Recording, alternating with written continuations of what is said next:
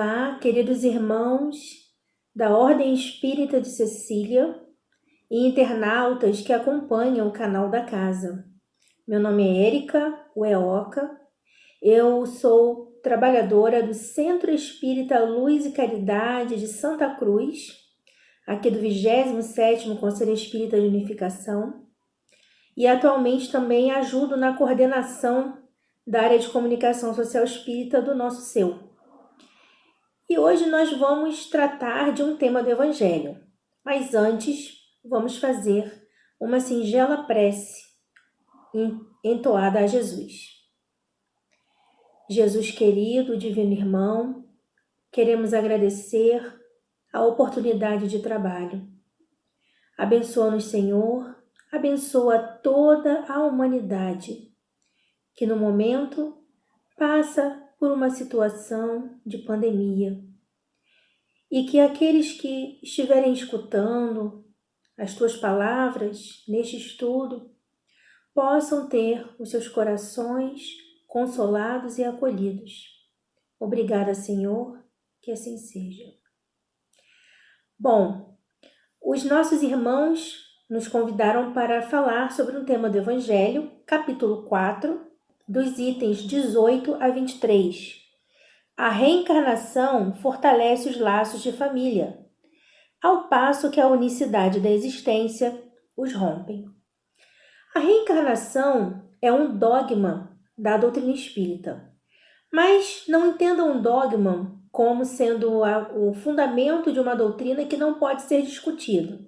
Pelo contrário, dogma, na sua acepção primeira, é o tema fundamental de uma doutrina. E na doutrina espírita, o que mais a gente faz é discutir e conversar sobre a reencarnação. É a nossa base, porque através da reencarnação é que podemos voltar à Terra, voltar aos mundos e progredir de uma maneira mais rápida. Quando estamos desencarnados, em estado de erraticidade, ou seja, um período entre uma encarnação e outra, nós progredimos sim, mas é habitando um corpo que nós conseguimos acelerar um pouco mais o nosso progresso. Então, o objetivo aqui é refletir sobre a manutenção e fortalecimento dos elos sentimentais entre espíritos afim, ou seja, que têm afinidade, no processo reencarnatório. Para nos ajudar a entender esse ponto do Evangelho, trouxe para vocês aqui um livro da nossa querida Cecília Rocha e Clara Araújo. É uma edição da FEB, é um livro infantil, adoro. E ele se intitula A Volta de Mariana. Vamos ver por que a Volta de Mariana. Vou falar aqui para vocês só rapidinho. Deixa eu contextualizar. Celeste é uma menina de 8 anos, tem o seu pai, a sua mãe e a avó, que é a avó paterna. E eles saem para um passeio. Vou resumir, tá, gente? Eles saem para um passeio, vão encontrar o outro filho dessa avó, Dona Nair, e os outros netos dela. E aí eles passam em frente a um casarão. E a Celeste, que é essa menina, né? Ela fala, eu já morei nessa casa. Para aqui que eu quero entrar nessa casa. E eles se entreolham, né? Acham estranho aquilo. E ela afirma que já morou naquela casa. E aquela casa traz uma lembrança muito triste para eles. Porque 28 anos passados, a filha da Dona Nair, a irmã do pai, a irmã do pai de Celeste, desencarnou com apenas 11 aninhos de idade. A menina pede para que eles parem, eles não param, promete que vai voltar lá. Eles prometem, né? E o pai dela, que é o senhor Roberto, pediu para que não fosse alimentada a imaginação da menina, da Celeste. Enfim, a menina ficou chorosa, eles finalmente se encontraram com o restante da família e a menina dizendo que ela realmente tinha que voltar lá naquela casa. Então, a menina chega, brinca com os primos e tal, se abraçam e o pai dela, o Roberto, vai conversar com o irmão, o Pedro, falando o que tinha acontecido, né? Porque eles sentiram muito a morte, a desencarnação da irmã. Então eles resolveram não falar mais sobre o assunto. Ao retornarem, a menina Celeste, quando viu que o seu desejo não iria ser satisfeito, ela começou a ficar bastante amuada. Com o passar do tempo, ela ficou muito triste, já não queria ir mais para a escola, não queria brincar, não queria comer. E aí, a mãe, né, a avó, Dona Anaí, ela realmente pediu para que fosse feita a vontade da menina, e o pai da menina, o Roberto, ele fala, não, vamos ajudar. Então, eles vão à casa, ao casarão antigo, e com a Dona Júlia. A Dona Júlia é a pessoa que atualmente mora nesse casarão.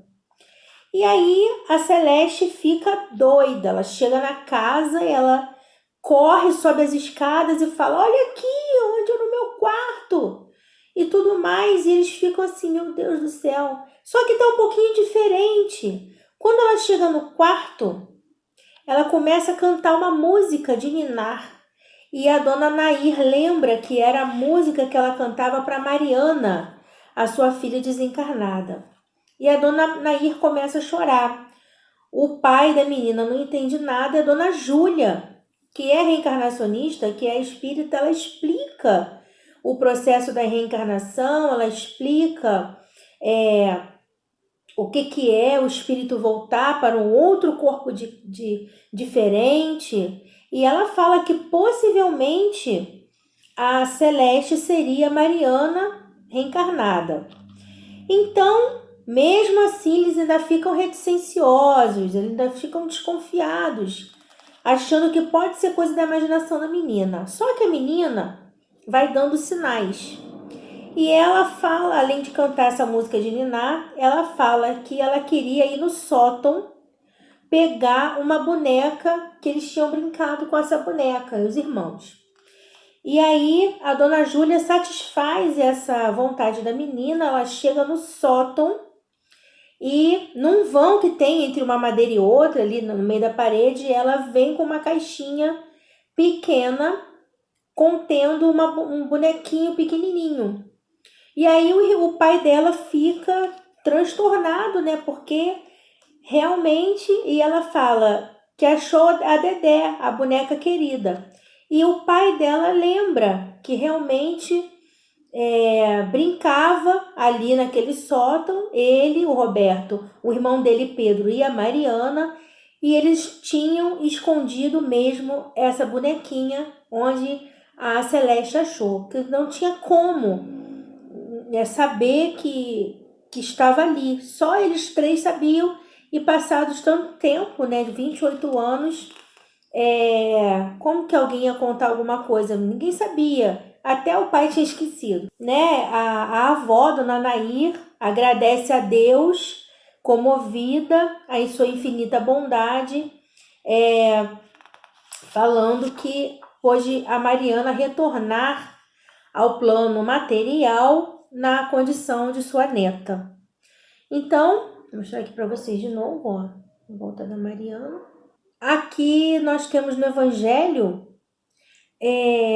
não é uma mensagem de espírito desencarnado, mas são elucidações do próprio codificador Allan Kardec. Tudo isso daqui, do item 18 até o 23. Então, ele fala que os laços de família não se destroem com a morte do corpo físico. E que, pelo contrário, quando há a desencarnação e a reencarnação, os laços de família se fortalecem, Por quê? Porque a cada reencarnação se pode estar com espíritos afins, com afinidades. E os espíritos reencarnando podem ocupar e exercer funções, né, papéis diferentes dentro da mesma família. Então, vocês vejam que na nossa história aqui, da Cecília Rocha, a Mariana era filha da dona Nair, irmã do senhor Roberto e do Pedro, desencarnou, retorna como filha do Roberto, sobrinha do Pedro e neta da dona Nair. Essa situação de falar que os laços se destroem não ocorre, né? Com a explicação que Kardec nos dá e os espíritos também. As famílias se reúnem, reencarnam com um laço mais afetuoso, porque com o passar do tempo isso vai se aprimorando.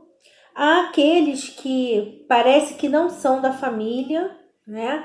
Às vezes tem, nossa, é tão diferente do pai, da mãe, dos irmãos, e a pessoa destoa da família, mas Deus permite que isso aconteça e que esse espírito não tão afinizado, né, reencarne nessa família para experimentar o amor. E aí, conforme o passar do tempo, ele vai se tocando, né, dessa situação e as fibras do seu coração petrificadas começam a ficar mais amolecidas e ele vai aprendendo a amar com aqueles espíritos. Talvez numa outra situação reencarnatória, ele já não venha com tanta resistência, ele já venha sabendo amar aqueles que outrora, né, o receberam na família com todo carinho. Então, Kardec nos coloca aqui que a alma, que é o espírito no corpo, espírito encarnado é a alma, ela sobrevive à destruição do corpo físico, à transformação do corpo físico. E se os espíritos, porventura, se relacionaram pelo motivo primeiro sobre questões materiais e interesses, quando há desencarnação, quando há morte do corpo físico, esses espíritos desencarnados não vão se procurar na espiritualidade. Porque o motivo que os levou a se encontrar quando encarnados, ainda no corpo físico, vai acabar com a desencarnação deles. Então, aqueles que nutrem uns pelos outros afeição real, amizade, amor, carinho, um relacionamento desinteressado, só mesmo interesse um pelo outro, pelo bem-estar do outro, esses laços sim vão permanecer. E muitas das vezes, não é raro de acontecer isso, quando a pessoa está doente, quando a pessoa está assim para desencarnar, ela começa a relatar que está vendo o pai, o avô, um tio desencarnado, familiares que já retornaram ao plano espiritual. Então ele começa a dizer que está vendo. Significa que eles já estão próximos e aguardando o desenlace, a desencarnação, para que possa receber esse espírito numa nova condição, né? Terminada a sua tarefa aqui no plano físico. Mais à frente, no item 20, Kardec coloca: o temor de que a parentela aumente indefinidamente, em consequência da reencarnação, é de fundo egoístico. Prova naquele que o sente falta de amor bastante amplo para abranger grande número de pessoas. Um pai que tem muitos filhos ama-os menos do que amaria a um deles se fosse único. Mas tranquilizem-se os egoístas, não há fundamento para semelhante temor. Do fato de um homem ter tido 10 encarnações, não se segue que vai encontrar no mundo dos espíritos 10 pais, 10 mães, 10 mulheres e um número proporcional de filhos e de parentes novos. Lá encontrará sempre os que foram objeto da sua afeição, os quais se lhe terão ligado na terra a títulos diversos e talvez sob o mesmo título. Então aqui a gente tem mais uma relação com o livro inicial que a gente leu, A Volta de Mariana. Por quê? Ele fala da questão do egoísta. Que a pessoa fala assim, a gente tem um número sem fim de encarnações, até a gente ficar com o espírito depurado. E aí cada encarnação eu vou ter um pai, uma mãe, etc. Não. Os papéis vão se invertendo, né? Vão se movendo. E nos romances espíritas nós vemos isso com muita clareza. Inúmeros romances que a gente pode entender que, dependendo da necessidade ali daquele espírito, ele virá como um filho, como um pai, como uma mãe, ou até um primo muito querido, um afilhado, né, um sobrinho. Por quê? Porque o nosso futuro, enquanto espírito imortal, é se irmanar com a humanidade toda. Esse amor que a gente pratica no nosso primeiro núcleo, que é a família, esse amor ele vai se expandindo. Então, nós vamos nos transformando e nós vamos nos irmanando com todos aqueles que são mais próximos de nós, né? Então, amar a Deus sobre todas as coisas e ao próximo como a si mesmo. E aí, isso vai fazendo com que o egoísmo vá diminuindo dentro de nós, ao passo que esse amor ele vai aumentando. E às vezes, né, a gente tem uma pessoa que é muito próxima de nós, não é uma pessoa da nossa família consanguínea, mas é uma pessoa que é próxima de nós, e a gente tem uma afinidade tamanho daquilo de pensei aqui, a pessoa sentiu lá, e daqui a pouco ela me liga. Então, assim, é quando a gente tem essa afinidade, em algum momento a gente esteve junto. Então, são as pessoas que às vezes são nossos vizinhos, ou então trabalham conosco, né? Ou então é da mesma academia, ou então faz parte do seu círculo de amizade, e aí essas pessoas se encontram, se afinizam. Tem uma parte aqui muito importante que eu separei do item 21. Com a reencarnação e progresso a que dá lugar, todos os que se amaram tornam a encontrar-se na terra e no espaço e juntos gravitam para Deus. Se alguns fraquejam no caminho, esses retardam o seu adiantamento e a sua felicidade, mas não há para eles perda de toda esperança. Ajudados, encorajados e amparados pelos que os amam, um dia sairão do lodaçal em que se enterraram. Com a reencarnação, finalmente, há perpétua solidariedade entre os encarnados e os desencarnados, e daí estreitamento dos laços de afeição. Então, haverá um momento em que nós estaremos muito mais voltados para esta fraternidade, esta perpétua solidariedade e o estreitamento dos laços de afeição. Existe uma frase muito popular que fala: um irmão nem sempre é um amigo, mas um amigo sempre é um irmão. Eu falei de tantos lugares, tantas situações, não falei aqui nós, né, do movimento espírita. A gente se irmana, a gente fica feliz de poder trabalhar em prol de um acontecimento, de um evento que vai levar a doutrina dos espíritos, vai levar a mensagem de Jesus para tantas outras pessoas, alcançar tantos outros corações.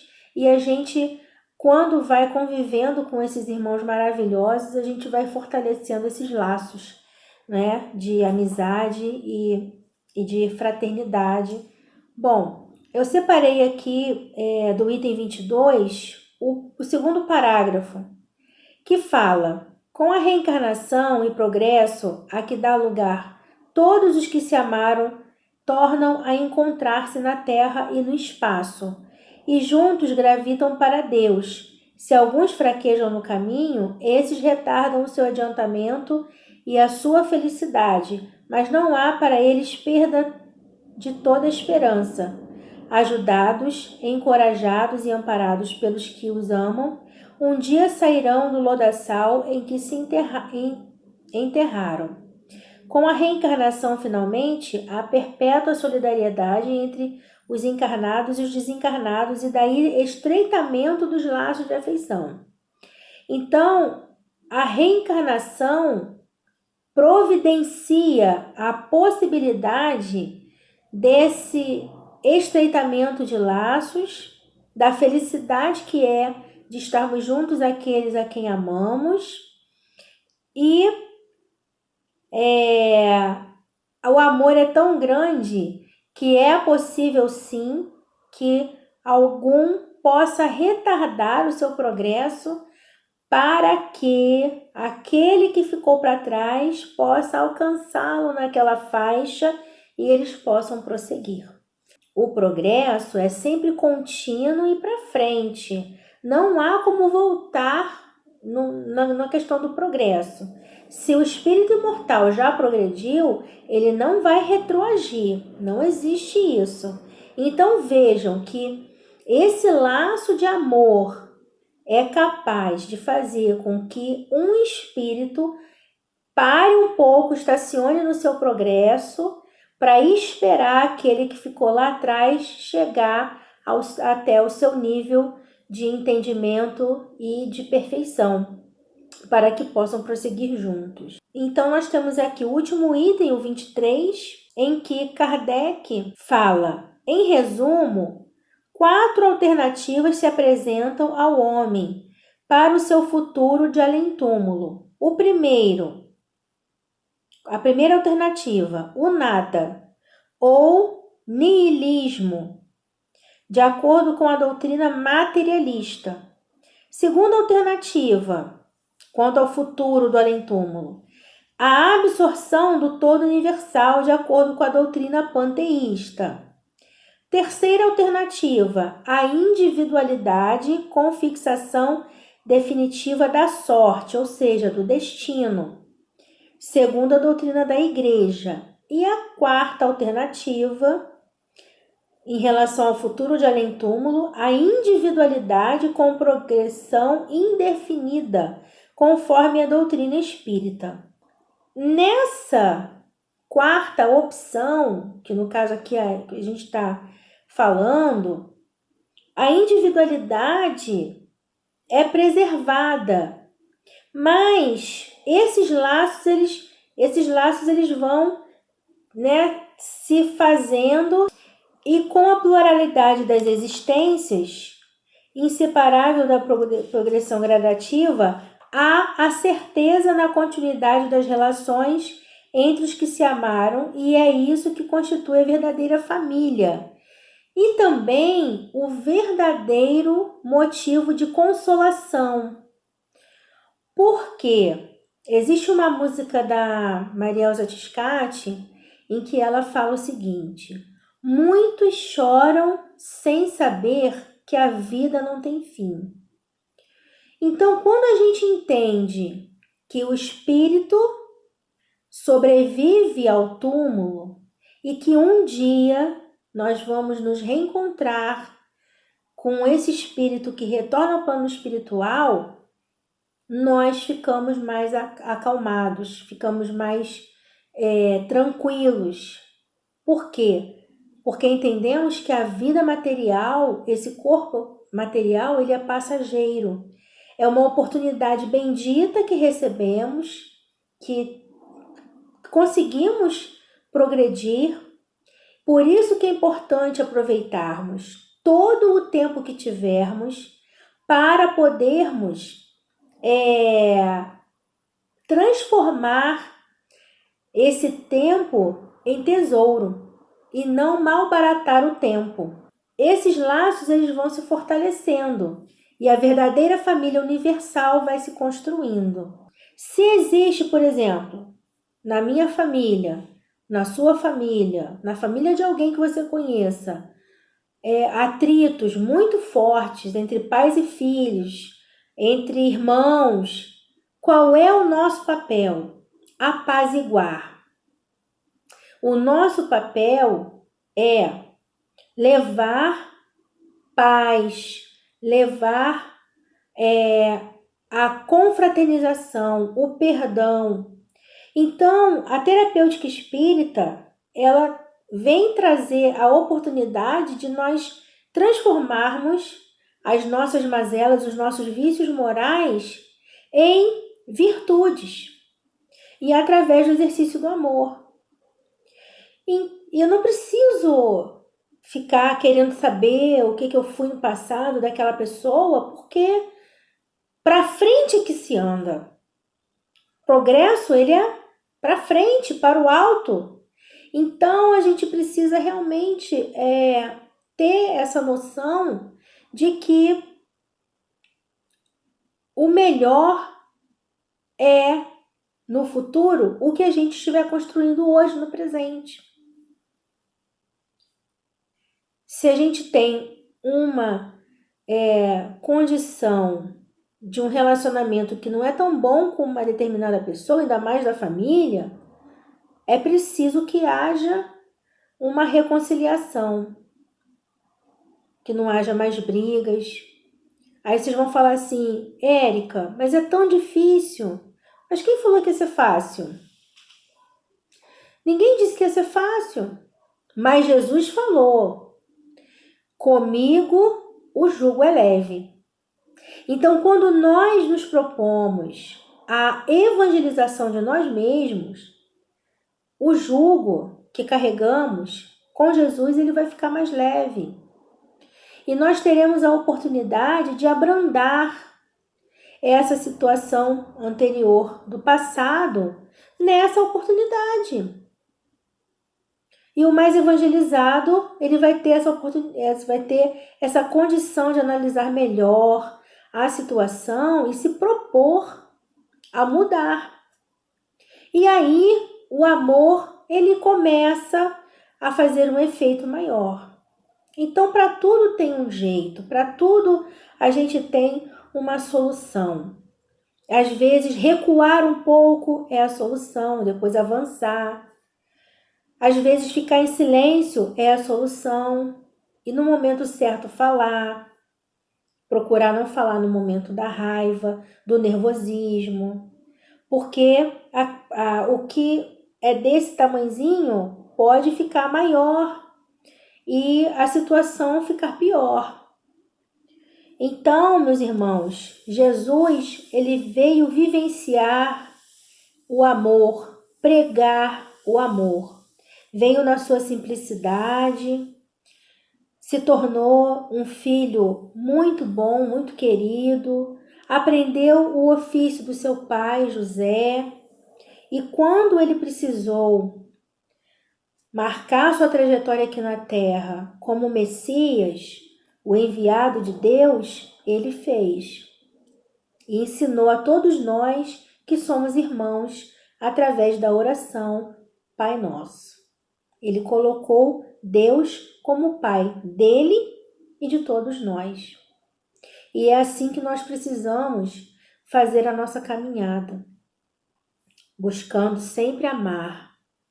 E amar nas pequenas coisas, nos pequenos gestos, porque praticando os pequenos gestos, nós teremos condição de praticar gestos maiores de amor.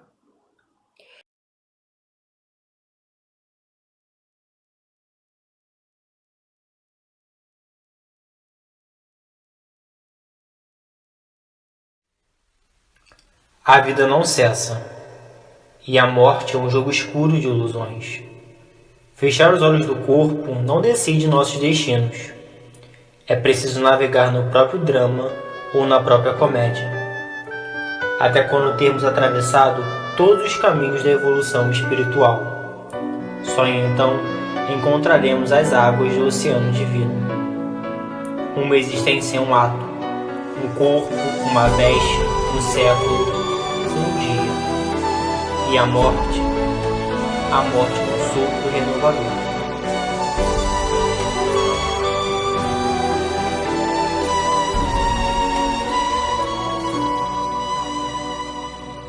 Já parou pra refletir o que você faz aqui? De onde veio, pra onde vai? E se estamos aqui, vamos todos nos unir pro mundo melhorar mais. Muitos mundos, muitas vidas, muitas voltas, muitas idas, é o caminho que se faz. E se nessa não deu certo, você pode estar certo, Deus te deu uma chance a mais. Encarnação, questão de justiça. Se você errou aqui, volta pra reconstruir tudo que ficou pra trás.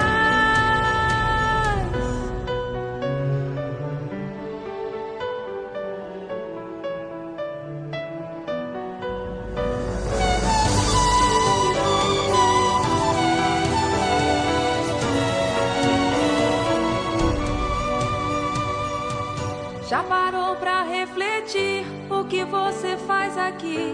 De onde veio, pra onde vai? E se estamos aqui, vamos todos nos unir pro mundo melhorar mais. Muitos mundos, muitas vidas, muitas voltas, muitas idas, é o caminho que se faz. E se nessa não deu certo, você pode estar certo, Deus te deu uma chance a mais. Encarnação, questão de justiça. Se você errou aqui, volta pra reconstruir tudo que ficou pra trás. Encarnação, questão de justiça. Se você errou aqui, volta pra reconstruir tudo que ficou pra trás.